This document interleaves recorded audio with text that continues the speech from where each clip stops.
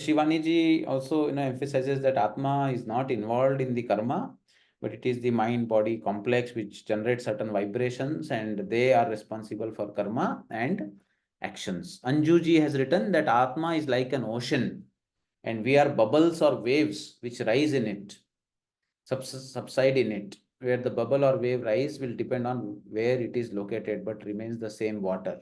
So she says that it is in essence everything is same. Fine. Anybody else? Okay, so let us see, what we can learn from Bhagavad Gita. So first of all, Krishna himself tells this in Bhagavad Gita that we should know the karma, we should know the vikarma. What is the way the karma should be done? What is the way karma should not be done? And what is the meaning of not doing a karma? All those details one should understand. And then he says that Gahana karmano gatihi, the truth about action is profound and very difficult to understand. It is very mysterious the way karma functions, and to go and fathom these details of how this karma unfolded, how the soul has evolved in its journey and how it has interacted with the environment and how it has reached the current form and where it is going to go, from where all this started and where it is going. This is the question. Krishna himself says, Gahana karmano gatihi. It means in Bhagavad Gita, Krishna says that it is very complex, very deep, but foolproof, but scientific. There is a logic behind it, but it is too complex for our mind or intellect to fathom or understand. So here Krishna leaves it. Krishna says that please just understand that karma law is playing, but it is too complex for us to really go in details. And sometimes, we are curious about many things, but with our limited buddhi, there are certain aspects of life when we enter into it, we may not be able to come out. It is so complex, it may be so deep. So this is what Krishna tells us. But then let us try to understand some other shlokas. Here Krishna says in second chapter itself, na jayate mriyate va kadach nayam bhutva bhavita van bhuyah ajo nityah shashvato yam purano na hanyate hanyamane sharire. Soul is neither born nor does it ever die. So this we have to understand, that the soul is not taking birth. The Atman is not taking birth and Atman is not dying.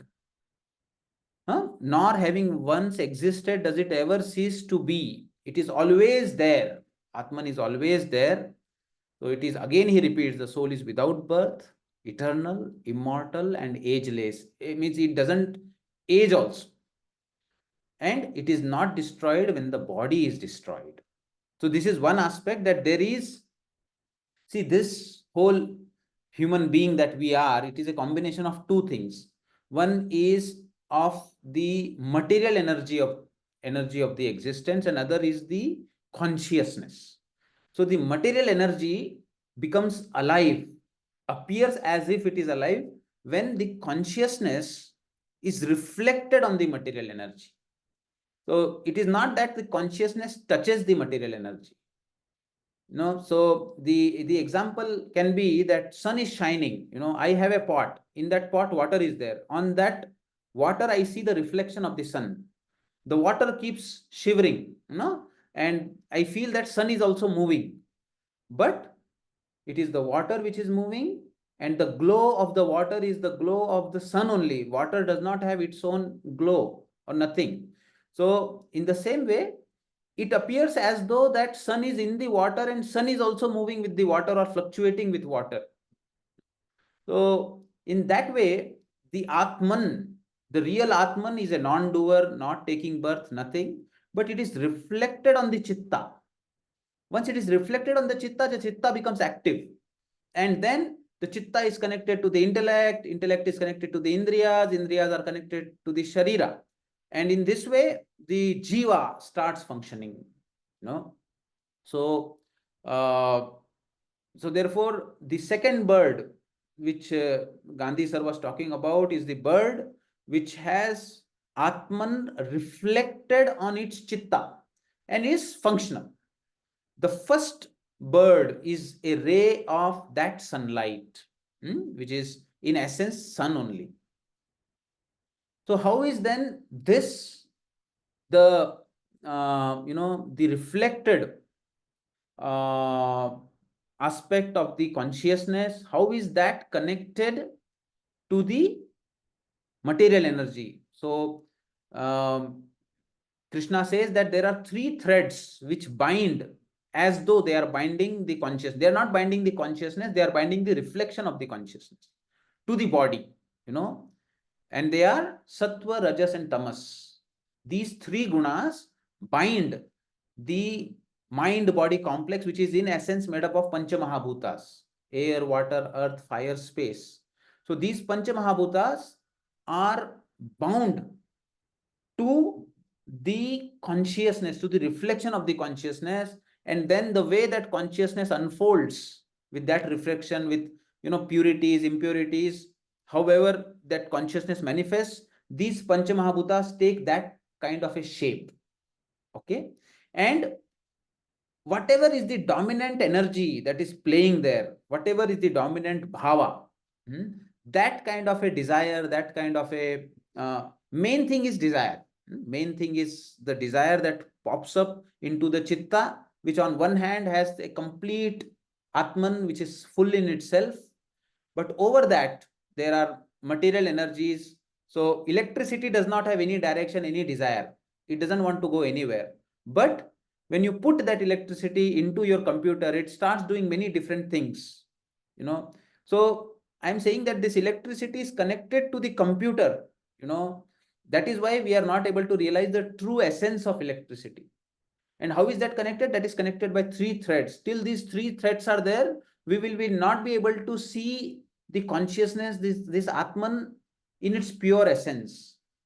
We will never know the real Atman. We will only know the reflection of the Atman on us. And that Atman, if the Chitta is completely purified, can reflect in its fullest potential. The sun can completely shine. No, but if you say that I have to meet the sun, then the Chitta cannot exist. Then the body cannot exist. So, to the reflection also, if these three gunas are playing, then the Atman reflection also may not be complete. In certain souls, even if the Atma is reflected on the Chitta, the water is so muddy that it doesn't reflect any of the sun, though sun is shining. So in the same way, if there is a lot of tamas guna, then it becomes dark. Then it loses the ability to reflect the sun. Once it loses that, then the kind of a pancha mahabhutas that are attracted are also those mahabhutas which are dark. And then the manifestation of that jiva also will be dark. So such thing can go into, they can get a body of several insects or animals which are bound with less kind of a functionality. They cannot do much of a thing. We also know there are certain viruses, bacteria, which are almost on the border of living and non-living. So they are barely reflecting that consciousness. But that consciousness is completely, maximally reflected among all living beings on the chitta of human beings. Now, within the human beings also, those human beings which have high daiviya sampat, in 16th chapter, Krishna describes daiviya sampat. It means that they are doing such actions which are having a purifying effect on their chitta. Those human beings are reflecting that consciousness even more. Whereas human beings which are rajasic, they may be coloring their chitta with various color of water. So if the water is red and sun is reflected on it, red will shine everywhere. So that's why they will not know the real essence of this, but they will manifest it in action, in activity. Certain human beings manifest that consciousness as laziness, delusion. They become inactive. So these are the three colors of the water of the chitta. Sattva is almost like a color which is pure, so it can reflect as much as possible. Rajas can be given a red color, sattva can be given a yellowish tinge or white, and tamas is black. So these are the three colors. So Krishna says that sattva is nirmalatvat, prakasham. So it produces prakashan, the light, and there is well-being. But this sattva also binds to the chitta, to the mind body complex, by creating attachment to the sense of happiness and knowledge. Because when a person becomes very sattvic, he starts getting attached to the knowledge that is revealed from within him, and also to the sense of happiness that he gets because of the increase in the sattva in his own nature. Like we do this yoga nidra, and at the end you feel lot of bliss within you. So that bliss also is not real essence of that atman, that is your sattva guna. Okay, so sattva guna rises up, but as you continue throughout the day, you also see that the tamo guna, rajas guna also keep on coming on it. So sattva binds by creating a sense of happiness and knowledge. Okay, then rajoguna binds by attachment to the fruitive actions. So you are attached to such actions which will fulfill your desire. So the main essence of rajoguna is desire and greed, and it binds with the tendency to always be active towards that. And tamo guna, tamo guna is the one which comes from ignorance, and the result is also more ignorance, and it binds through negligence, laziness, and sleep. So these are the things through which this tamo guna binds the mind body complex to the reflection of the atman. So this is how Krishna says Sattva binds to happiness, Rajas binds, conditions the soul towards action, and Tamas clouds the wisdom, means it is the darkest one. And therefore, when a person's tamoguna is high in his life, then the next body that he gets is based on how much of his chitta was able to reflect that sun.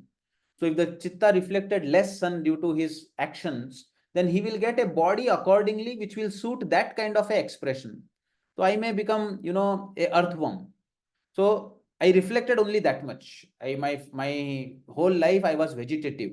I didn't do any karma, any action, no duties. So I become like that. I may become a tortoise, or people who are very lazy or non-doers. Whereas if I did lot of action, I was filled with rage, anger, and whole of my chitta was colored with redness of hatred, rage, anger. Then to manifest that chitta, that expression, that dynamicity, I may get a body of a tiger. In the same way, if I manifested lot of sattva guna, I may get a better body, a human body, or body of if it is too much of a sattva, then there are animals like cow which represent sattva guna. That's those kind of body, or elephant can be obtained. So Krishna here very clearly says that these are I have three kind of energies. He says one is my material energy, which has 8 components, 5 basic elements, and it also has mano, buddhi, and ahankara. So mind, intellect, and I-ness, sense of I-ness, that plus the 5 basic elements. They are the Krishna's lower nature, and all these 8 elements actually come in different combinations. Grossly, the 5 elements come more in the Annamaya Kosha, but the other 3 elements, Mano, Buddhi, and Ahankara, manifest in deeper layers. Prana is the junction between the 3 subtle aspect of the material Prakriti and the 5 gross aspect of the material Prakriti. 3 subtle are Mano, Buddhi, Ahankara, mind, intellect, ego. 5 gross are Panchamahabhutas. Junction between the 2 is the Prana. So there are 3 shariras based on that. One is the Sthul Sharira, which is the physical body as we see. Sukshma Sharira consists of Pranamaya Kosha, Manomaya Kosha, and Vijnanamaya Kosha.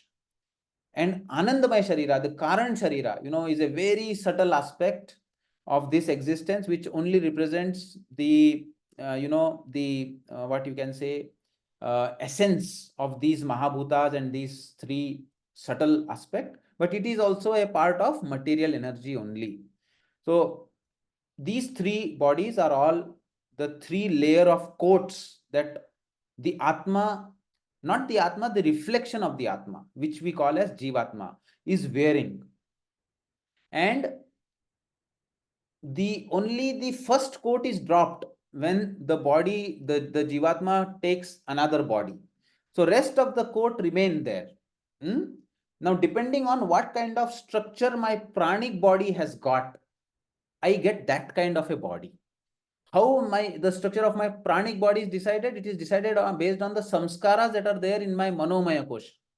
And how much is my Vijnana Ananda shining? Vijnana Ananda are the reflection of the Atman only. Atma is Vijnana Anandamaya. That reflection, if it is more, then Vijnana Ananda, they will be able to manifest itself more, and person will have more of Sattva Guna. His pranic body will also show more brightness, more openness. All the pranic blocks will be open, it will be more expanded.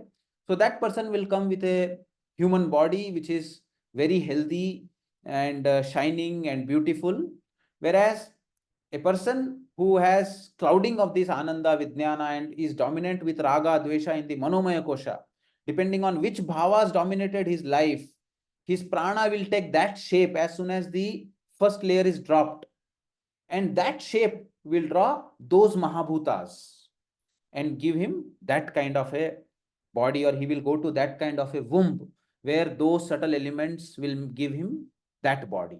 So in this way, depending on our samskaras, we choose. We don't necessarily choose. It is something that happens through a law. Depending on what is the structure of your body, your pranic body, you are drawn to those panchamahabhutas.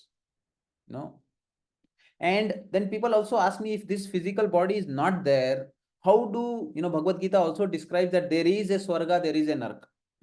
How do people suffer in Swarga because of their Papa Karma, or how do the people have, the Phala of good karma in the Swarga Lok?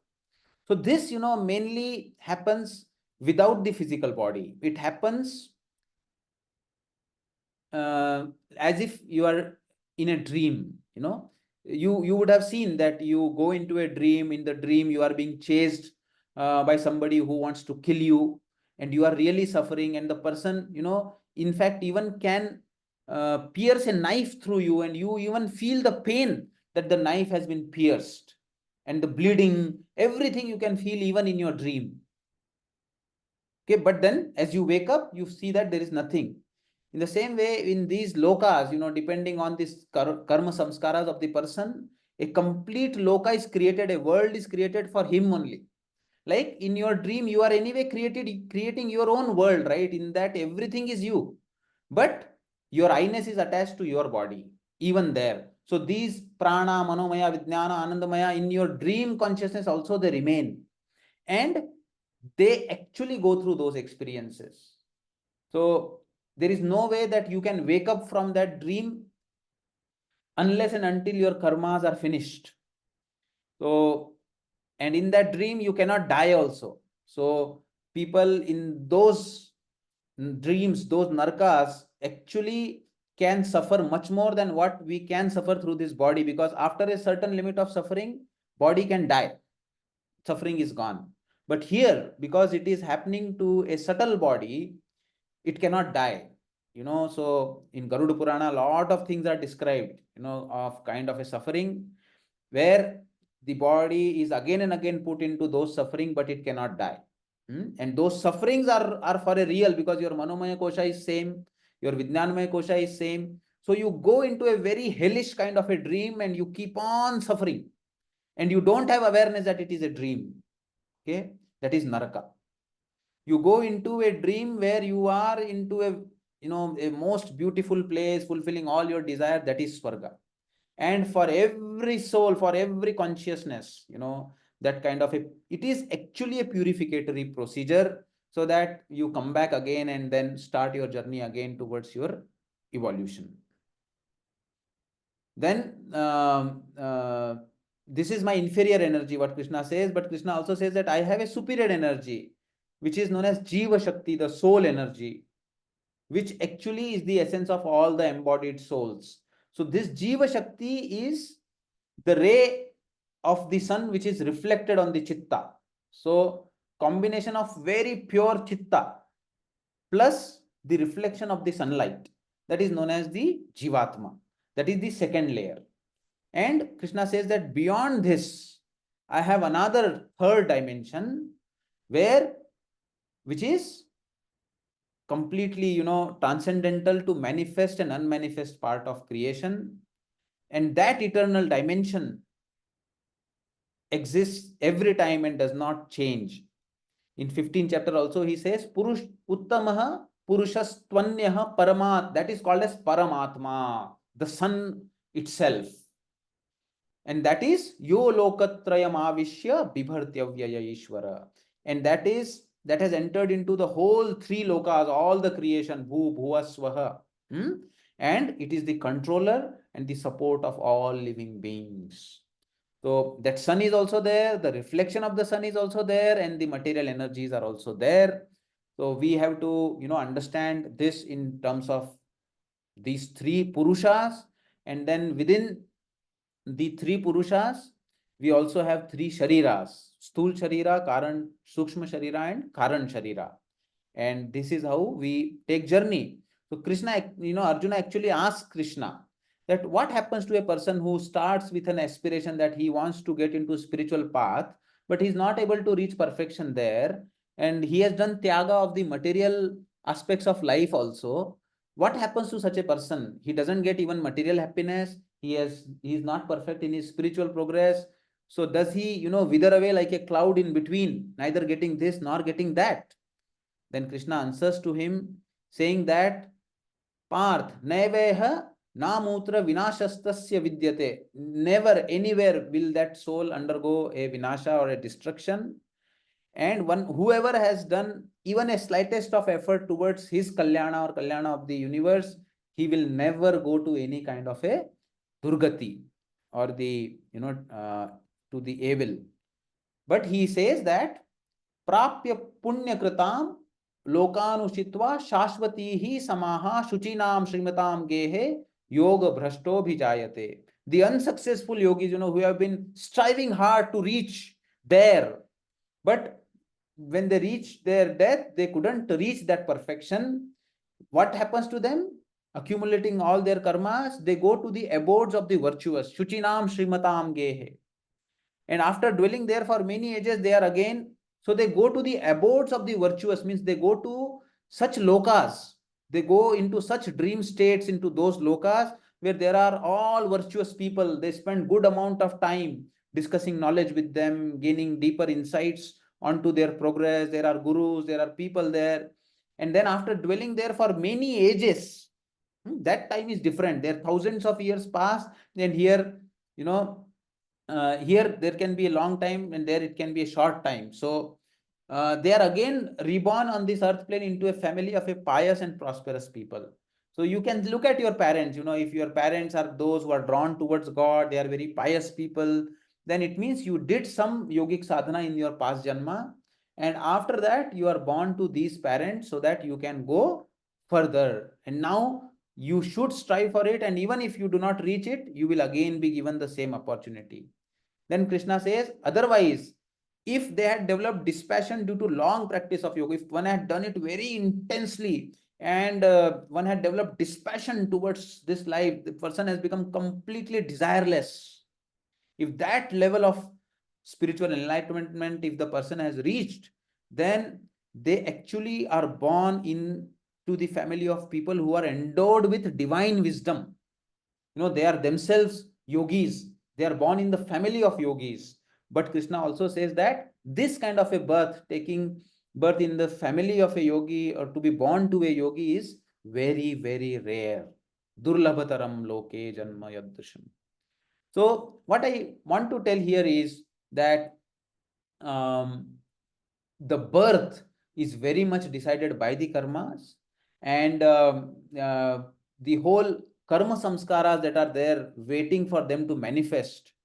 It is like a matrix. Your karmas create a kind of a energy vibration which draws those kind of panchamahabhutas, those kind of elements, and you are naturally drawn towards it. Like, air can take the fragrance from one place to another, and whoever is sensitive to it will be able to feel it, will be able to appreciate it. In the same way, the Sukshma Sharira takes all the karma samskaras like a fragrance. If the karmas are good, the fragrance will be very good. If the karmas are bad, this will stink, and if it stinks, it will automatically be drawn towards that area where it is stinking. If it has a fragrance, it will automatically be drawn to the area where it is fragrant, you know. So a cockroach will always go to where it stink, where it is dark. A butterfly will always go and sit on the flower.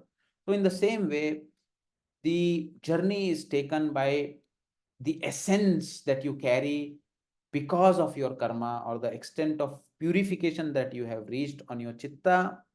And the whole science of yoga is about evolving through the purification of the chitta. So, so this purification of the chitta is what we are trying to achieve through these yoga sessions and through these morning discussions. I see a lot of comments here.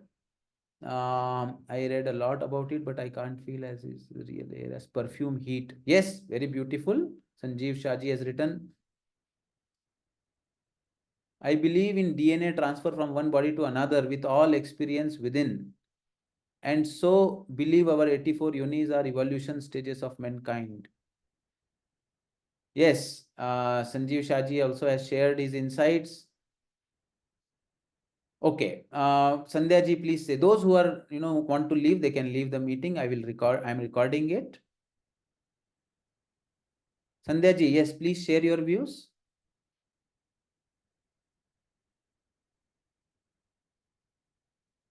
Hello.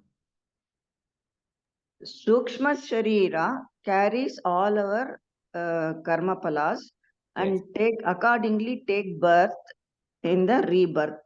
Yes. Next question is, does the same soul get connected to the either Sukshma Sharira and hence the physical body? When you are talking about when the soul takes the new body, you're saying? Yes, rebirth. See, for example, my soul is I'm getting connected with that soul all through my various births. And Yes. as you said, Sukshma Sarira goes with karma palas, and I born in such environment and I go up in the ladder or whatever. Yes. So you Yes. mean to say soul is only one soul connected to me, or basically soul is an energy? Soul, so Sandhya ji, we have to understand here that when you say Atman from Bhagavad Gita point of view, Okay, that sir. Atman is the sun, that is Uttama Purusha. Okay. Okay. Now this is beyond manifest and unmanifest. It is beyond energy also. Hmm? Okay. Okay. Now that consciousness, which is untouched by anything, is reflected. It is reflected on the energy. Understand? So energy is there, which is inactive, inert. When that consciousness is reflected on the energy, energy becomes active. Okay. So this activated energy in its purest form can be called as Jivatma. Okay, sir. And then it takes all the Sukshma Sharira and everything on this current. First it takes current Sharira, core emotions. Then it takes the Sthula Sharira, which has pranic energy, pranic body, and superficial emotions. And then takes the physical body. You understand? So, in the essence, when you are saying, you cannot call it Atman, better you call it Jivatma. Jivatma is the reflection of the Atman is only one. Atma is One. only one, but it is reflected like one sun can be reflected on different pots. Okay. But so we cannot say that there are 10 suns because the sun is reflected in 10 pots. Correct? So, in the same way, one Atma is reflected in every Jivatma, in the form of every Jivatma, on the mirror of the Chitta of every being. So, when you are saying that and even that reflection remains same, it doesn't change. It doesn't change from body to body. That reflection on the energy also remains same. That is the second layer of his energy. And then the third one, which is the material one, that keeps changing. So material energy keeps changing. The reflected energy doesn't change. and the real Atma doesn't change.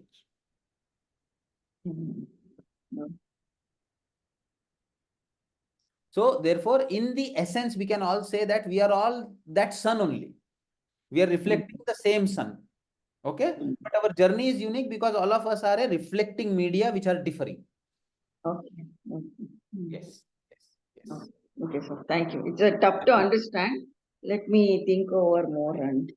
Yeah. You in simple way, how you have to understand is there is one sun, okay, and you keep 10 bowls, put water into them, okay, and then you keep it in the sunlight, you will see that sun is reflected in all the 10 bowls. Now that each bowl is made up of water, and that water has reflection of sun in it. That sun which you are seeing in the water, okay, that is Jivatma. Now the water will keep changing. The bowl shape may keep changing. The color of the water may keep changing.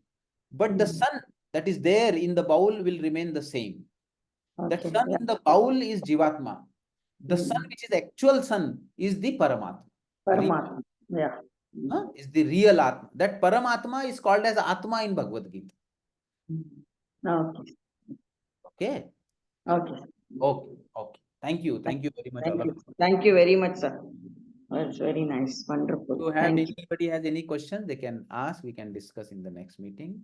You can Sir, mail. I have one question. Yes. Sir, whether karma is related to health? Whether karma is related to health? Yes. Oh, definitely karma is related to health because ultimately it is the combination of the Pancha Mahabhutas and the way they function. Hmm?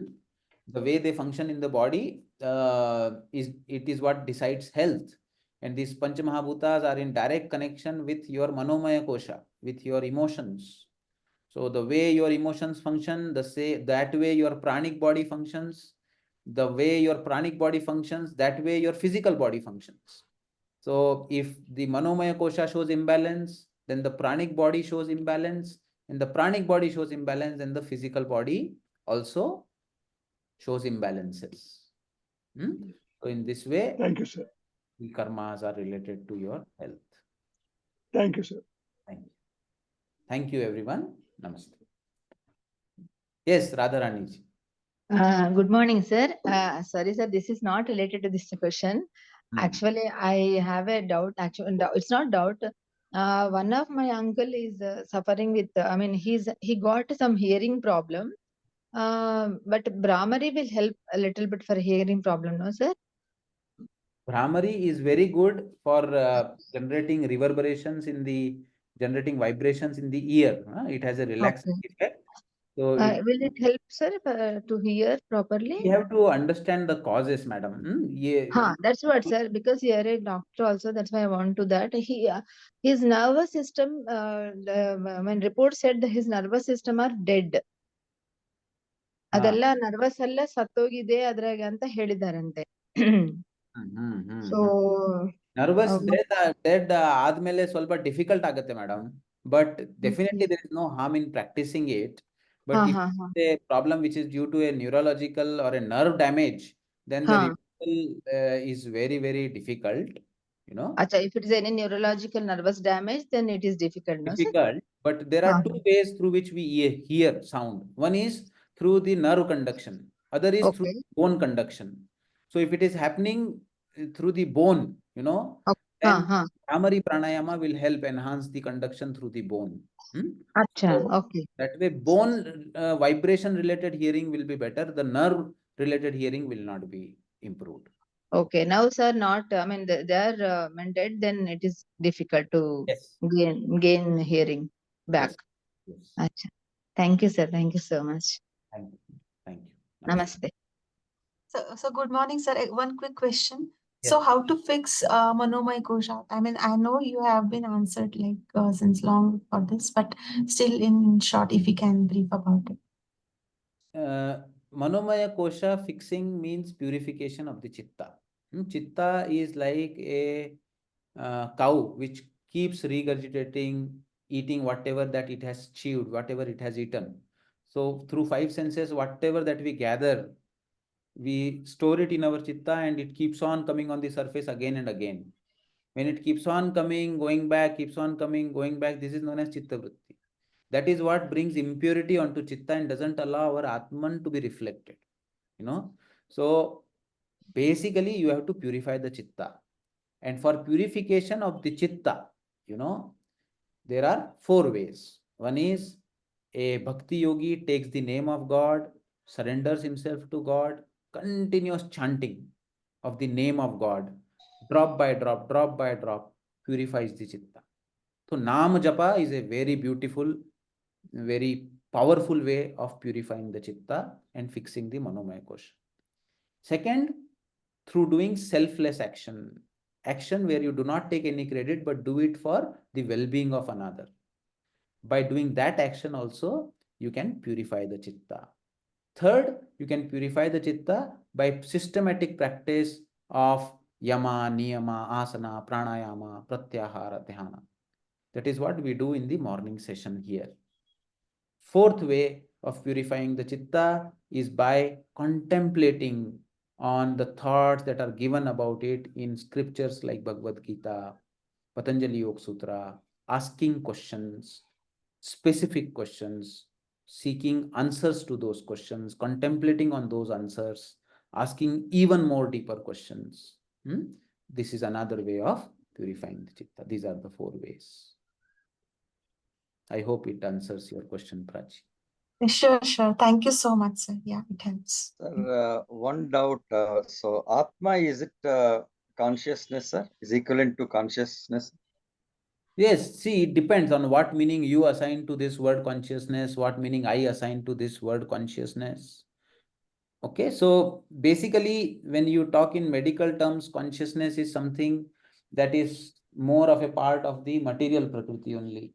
So, Atma is even transcendental to that. This is what Krishna says, that I have a manifest part of existence, then I have unmanifest part of existence, and me, the Paramatman is transcending both of them. That is unimaginable by us. So consciousness is unmanifest aspect of existence. Whatever that you can imagine comes in the superficial aspect. So it is not only Krishna describes it as achintya. You cannot even think about it. Gandhi sir.